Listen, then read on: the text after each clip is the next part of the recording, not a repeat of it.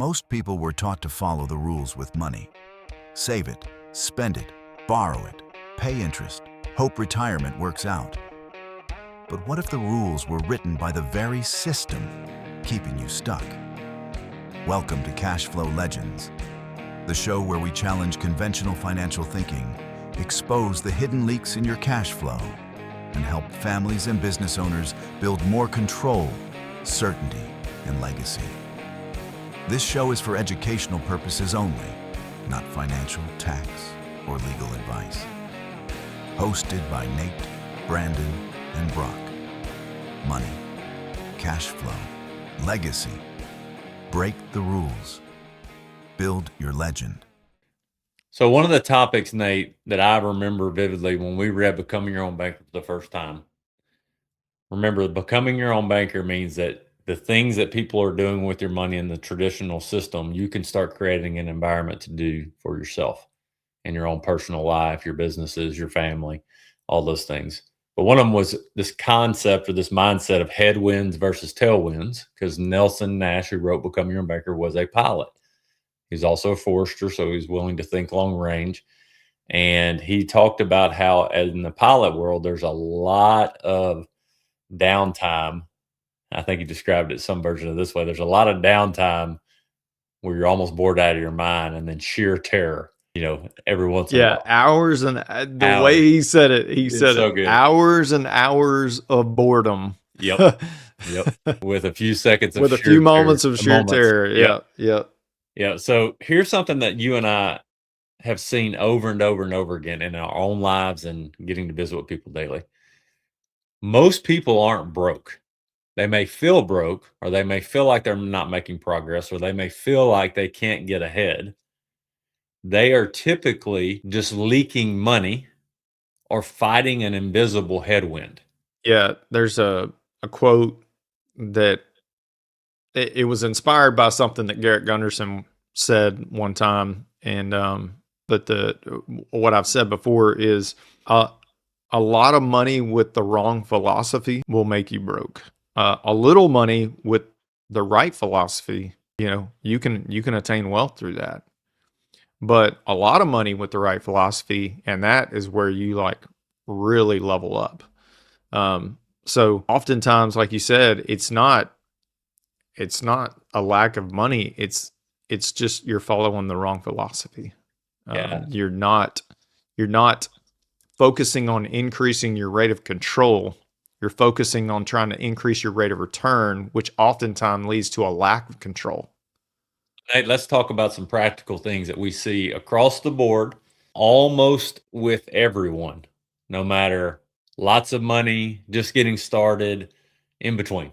Okay. Interest payments are headwinds. Said another way, if you're paying 25% on a credit card, which Nate and I have done, we are not knocking it. But if you are, and you're trying to chase 8 to 12% in a market portfolio, that math doesn't work. You can't outrun the headwind. Yeah. And let me say this. If you are currently in credit card debt, do not beat yourself up. And because what often happens, because I'm just speaking from experience here, okay, is there have been times where debt sort of creeped in, and the guilt and shame that we attach to that puts us in a place where we're locked up, and we can't even recognize that the solution is right there in front of us. And so give yourself some grace if you're in that place right now, and just understand that really all it takes is having a conversation and with someone who's outside of the jar that can help you read the label better. Yeah, Nate. So Nelson that's a great example. So we all have headwinds. Nelson says in Becoming Your Own Banker, under the problem, which I think is page 17 and 18, he talks about how we're all fighting an invisible 34.5% interest headwind. So right now, if you could go 100 miles per hour and you're facing a headwind of 34.5 miles per hour, you are not getting there as fast as you thought you could. If you're going at 0 miles per hour, you're going backwards. Yeah, at 34.5%. And the 100-mile-an-hour airplane. Yep. Is if you're it's just the 10%, savings rate with the decimal kicked out. Yep. Same way with the 34.5%. So that equates to an airplane flying at 100 miles an hour into a 345 mile an hour headwind. Which one you think's going to win? Nate, You might still be flying, yeah, but you're not flying the right direction. that's exactly right. And Nelson uses common things to try to make the connection that this is happening in our lives. And so we have the privilege of having people comfortable enough to visit with us and go, okay, look at all my financial moving pieces and show me where money is leaking, or I have headwinds that I feel them, but I don't really know how to articulate them or put them down as what they're costing me. You know, another is misaligned cash flow, money living silently, inefficient debt structure. So Nate said earlier, philosophy, I would add to that. Philosophy, when paired with the structure of that philosophy, gives you a foundational system to build on. And most of us, Nate and I included early on, were building as best we could on a foundational system that's not created for us and it's not beneficial to us first. So that's why Nelson was trying to get us to understand this headwind and tailwind thing. So, Nate, here's a couple of examples of a tailwind. We redirect cash flow. So we take some of that 345 mile per hour headwind, 34.5% interest, and we start taking those overpayments and redirecting them to our system. So it becomes a tailwind. Now, just last night, Nate, I had a conversation where someone had done the math on how much of their payments that have left their life, what percentage of it went to interest? 41%. Now, as we're listening to this, or somebody watches this later, hears it later on the podcast, I challenge you to do that because I can't wait to hear from you to see what yours is. Because Nelson makes the go ahead, Nate. You were going there. Yeah, go Nelson said that, you know, he told everybody it was 34.5%, but when people actually put the numbers down, they say it's actually higher than that. And he said, yeah, I was trying to be generous, you know. Yeah. And the point Nelson is trying to get us to realize, Nate, that I still think is cementing in my brain in a better pathway is that you can save 10% all day long. But if you're fighting a 34% headwind, or you can go 100 miles per hour all day long, but if you're fighting a 345 mile an hour headwind, this is the invisible feeling of feeling like you're never going to get ahead. As simple as that. So here's a practical way to think about it. Same dollars, different direction or flow or intentionality, completely different outcomes. Yeah. And when Nelson's talking about the airplane example, he essentially frames it out that you can only have three environments that you can operate in. You can operate in a headwind environment, you can operate with no headwind or tailwind, or you can operate with a tailwind environment. And so that's how it is in the airplane world, unless you fly into a tornado or a hurricane. You know, crazy. That's completely different. Which is a crash in the market, or you lose all your cash because there's a medical issue. That's what he's trying to get us to understand. Yeah. So our financial life is no different. We can either have this force that's working against us constantly that oftentimes is unseen. We can pay cash and eliminate all the debt that we have and hope to get a little bit of a rate of return on the money that we're saving and everything like that. Or we can put momentum behind our dollars. And that's where you understand how to become your own banker and how to properly apply the principle of leverage in your life, because that's what it involves. Now, the knee-jerk reaction when anybody hears the word leverage is they automatically associate it with risk. And what Nelson beautifully figured out and understood was it was a way to introduce leverage in your life without the risk that is normally associated with it, that normally comes with it. And it's because you are operating inside of an asset that is non-correlated, which means it's not tied to the market. There's not all these ups and downs and volatility and everything like that, because in almost any other asset class, when leverage is involved, there's always a chance with the right market or the wrong market conditions that your asset is worth less at some point than when you originally started. Well, that can never be the case your with your banking system, with your whole life policy, if you are being a good banker and practicing the principles. And Nate, the longer we get to do this, we know and believe that IBC, which is the practice of taking over the banking function, the infinite banking concept, it is almost always one of these three things that people are dealing with, me and you included. We have to evaluate this all the time in our business. We're overpaying somewhere because we don't know where our money's flowing, because we haven't done an audit lately, or we don't have systems to check how money's moving. We have money sitting idle somewhere that is in an environment that is not working for us in the ways that it could be, or we have poor sequencing. The order of operations is out of order, which keeps us in a headwind situation by design. And we don't even know it because we don't yet know the rules of the game. So we're fighting a system that we think we have to win in that's not built for us to win.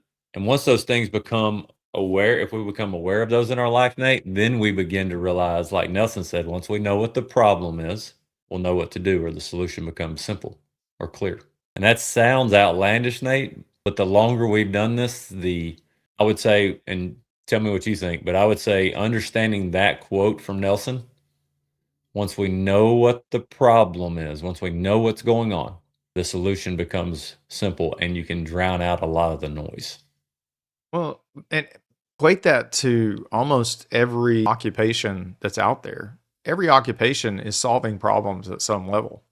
Well, the only way to solve the problem is to understand the problem. And so, whatever job situation you're in right now, you're solving problems in your environment. If you're not solving problems, they don't need you.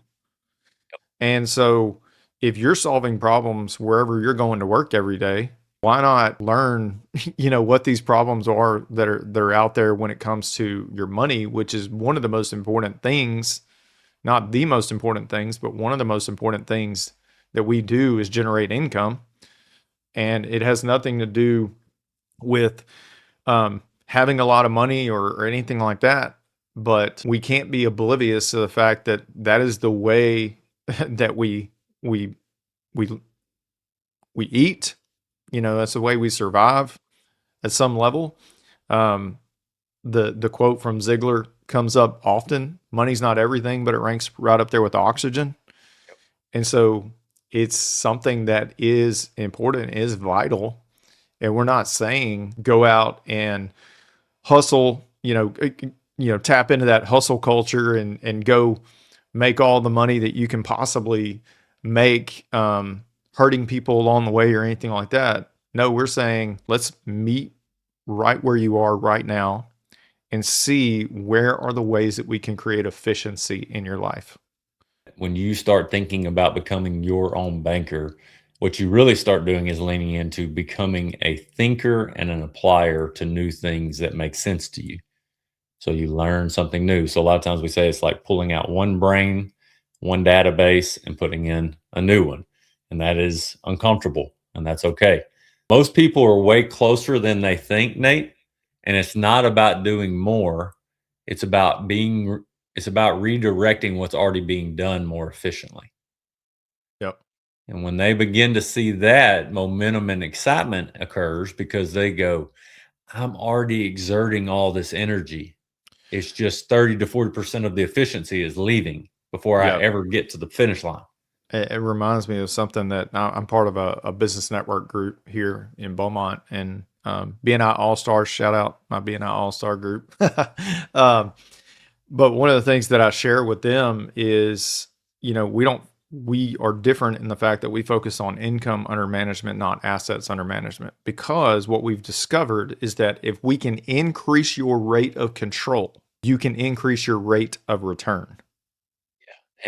And often, Nate, when these principles, now keep in mind, principles are foundationally sound. They can be built upon.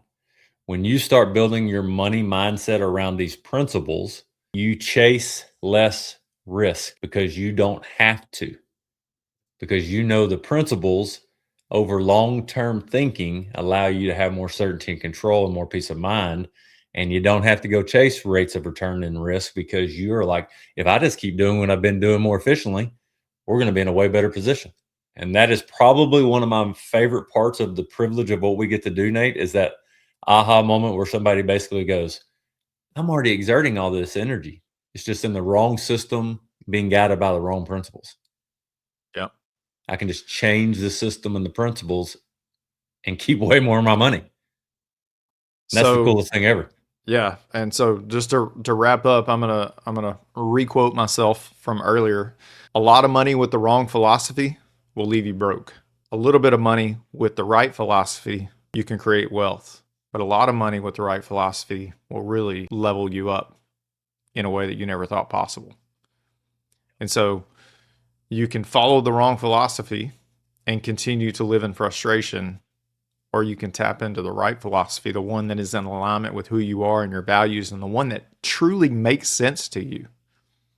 Because the problem with so many of the things that we're doing by default is we never ask, why are we doing these things? And Nelson was so wired to get us to think about how we think, that everything that he wrote, everything that he said, everything that he discussed was always being redirected to you and I, or whoever's listening or learning, going, well, what do you think?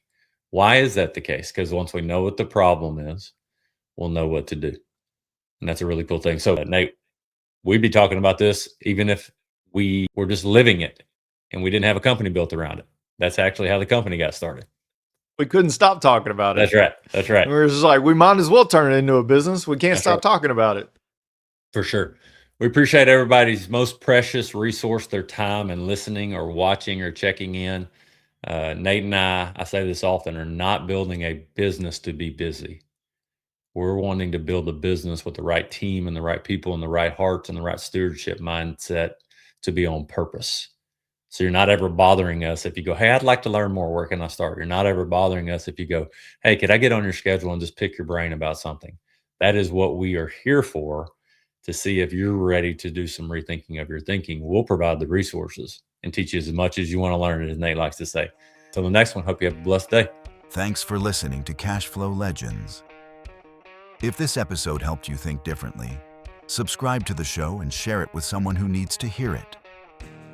And when you're ready to start building your own cash flow system, schedule a clarity call with Nate using the link in the description.